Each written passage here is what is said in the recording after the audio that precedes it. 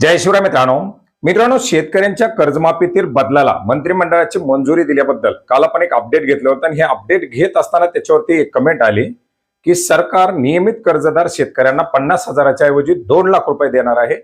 तुम्ही शेतकऱ्याला 50,000 मिळते म्हणून दिशाभूल का करता? एवढ्यावरच त्या कमेंटवर थांबला नाही. त्या व्यक्तीने मला एक व्हॉट्सअपवरती मेसेज टाकला ज्याच्यामध्ये त्यांच्या साहेबाचं एक पोस्टर बनवण्यात आलं होतं.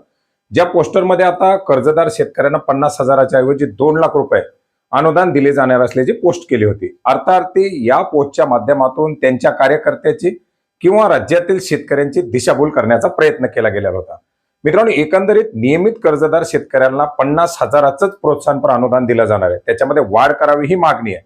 परंतु त्या पोस्टला किंवा त्या बाबीला ज्याच्यामध्ये मुख्यमंत्र्यांच्या माध्यमातून किंवा मंत्रिमंडळाच्या माध्यमातून बदलाला मंजुरी दिलेली आहे ती गोष्ट बदलून सांगितली जाते आणि शेतकऱ्यांमध्ये एक संभ्रम निर्माण केला जातोय.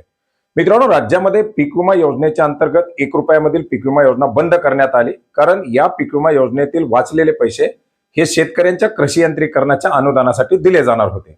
1 रुपयामधील पीक विमा योजना बंद केली. शेतकऱ्यांच्या माध्यमातून पैसे भरून पीक विमा भरला. तो पैसे भरून भरलेला पीक विमा देखील गेला.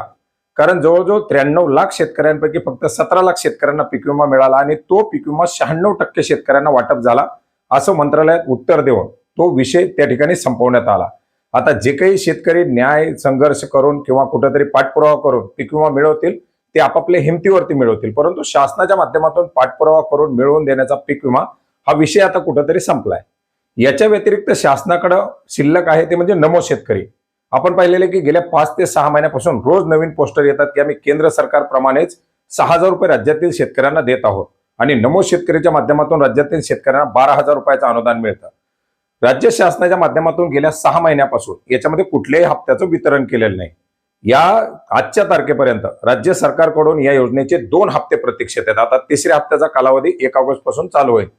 अशा परिस्थितीमध्ये जर शेतकऱ्यांचं देयक प्रलंबित असताना सुद्धा त्या योजनेची जर जाहिरात केली असेल तर हे कुठेतरी विचित्र आहे. आणि आता एकंदरीत आपण पाहिलेले की धान उत्पादक शेतकऱ्यांना बोनस देण्यासाठी राज्याची सध्याची आर्थिक स्थिती खराब आहे असं सांगितलं जातंय.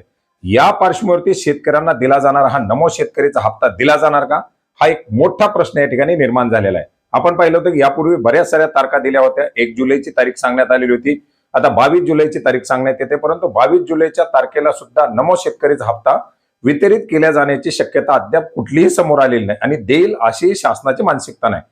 आता हे सगळं होत असताना हा सगळा पैसा तिकडे वळवला जात असताना कृषी समृद्धी योजनेसाठी तरतूद करून सुद्धा पुरवणी मागण्याद्वारे मागणी करून सुद्धा अद्याप शेतकऱ्यांचे पैसे उपलब्ध करून देण्यात आले नाही.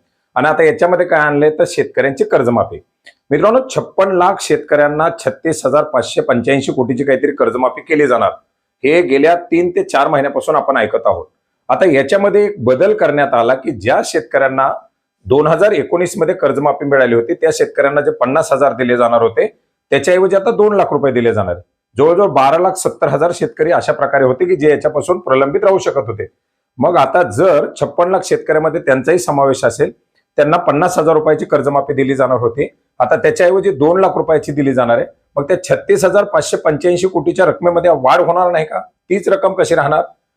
हा एक प्रश्न कुठेतरी अनुत्तरित आहे की शेतकऱ्यांची कुठेतरी दिशाभूल केली जाते. एक आकडा सांगितला, 50,000 रुपयाच्या ऐवजी आता वाढ केली. 2026-27ची 8 वगळल्यामुळे 23 लाख शेतकरी नव्यानं पात्र होणार.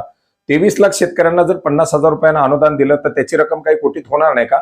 मग त्याच्यामध्ये 36,000च्या ऐवजी 37,000 कोटी होणार नाही का? तर नाही. म्हणजे जो आकडा फिक्स करण्यात आलाय तोच. तुम्ही 56 लाख शेतकऱ्याची करा, तुम्ही 23 लाख शेतकऱ्याची करा, तुम्ही कितीही शेतकऱ्याची करा, 50,000 रुपयाची कर्जमाफी करा, नाही तर 2 लाख रुपयाची कर्जमाफी करा. साहेबांच्या पोस्टरवरती एकच आकडा छापलेला आहे, 56 लाख शेतकऱ्यांची कर्जमाफी, 36,585 कोटीची कर्जमाफी. हे कुठेतरी शेतकऱ्यांना समजून घेणं गरजेचं आहे. अनपढ गावातील अगदी काही न शिकलेला रोज गाई म्हशी सांभाळणारा शेतकरी सुद्धा समजू शकतो की कुठंतरी आपली ही दिशाभूल केली जाते. कारण 50,000ची रक्कम जर 2 लाख रुपये दिली जाणार असेल तर जवळजवळ तिप्पट रक्कम ही वाढते. मग या 36,585 कोटीमध्ये ही वाढलेली रक्कम सुद्धा कशी होणार आहे? त्याच्याऐवजी तुम्ही काहीतरी रक्कम तरी वाढवून सांगायला पाहिजे होती जेणेकरून तुमच्यावरती कोणी विश्वास ठेवला असेल. तर एकंदरीत अशी परिस्थिती आहे की पीक विमाही गेलाय, नमो शेतकरी गायब आहे आणि आता ही 36,585 कोटीची जी कर्जमाफी ही सुद्धा 30 जून 5 जुलै आता 22 जुलै 22 जुलैपासून पुन्हा 30 जुलै केली जाऊ नये म्हणजे झालं. अशा प्रकारची सध्या परिस्थिती सुरू आहे आणि परिस्थिती सुरू असताना मोकार जाहिराती आणि मोकार शेतकऱ्यांचे संभ्रम निर्माण करणं हा एक प्रयत्न कुठंतरी सरकारच्या माध्यमातून चाललाय. आता आपण जर पाहिलं तर जिल्हा माहिती कार्यालयाच्या पोस्ट रोज आपण जर पाहिलं तर प्रत्येक जिल्ह्याच्या 10-10, 15-15 पोस्ट येतात. परंतु त्यांनी क्लिअर कुठंतरी शेतकऱ्यांना एक संभ्रम याच्यामध्ये दूर करणं गरजेचं आहे की नेमका बदल काय केलाय. तो बदल तुम्ही सांगताना एवढ्या 2 शब्दात सांगता की ते शेतकऱ्याला उलट कन्फ्युज करून जाते. तर अशा प्रकारची सध्या ही परिस्थिती सुरू आहे. तर कमेंट करत असताना व्यवस्थित माहिती घेण्याचा प्रयत्न करा, स्वतः साक्षर बनण्याचा प्रयत्न करा. विनाकारण कुठल्या तरी मोकार आशेवरती जगून आपल्याला नाहक मनस्ताप करून घेण्याचा प्रयत्न टाळा. धन्यवाद.